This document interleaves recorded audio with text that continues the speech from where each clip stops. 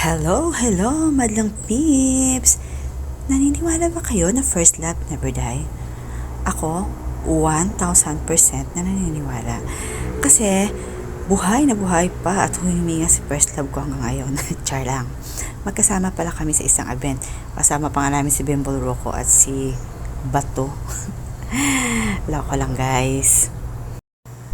I was reconnected with my first love after more than 2 decades. The feeling was just the same, pero syempre, the situation isn't.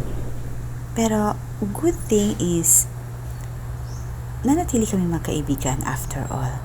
At maybe, magkaibigan pa rin if maayos na mga bagay-bagay. Syempre, after the event, Victoria, at sino pa ba ang cameraman natin? Syempre si First Love. Oh, may pastolin-stolin pa si First Love sa akin. Kinilig ang lola konti. And after that, guys, we have our lunch together. Yun lang.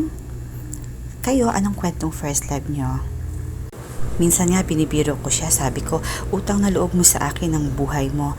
Sabi niya naman, bakit? Kasi, tingnan mo, buhay na buhay ka pa ngayon. Kasi nga, first love never die. Charot lang.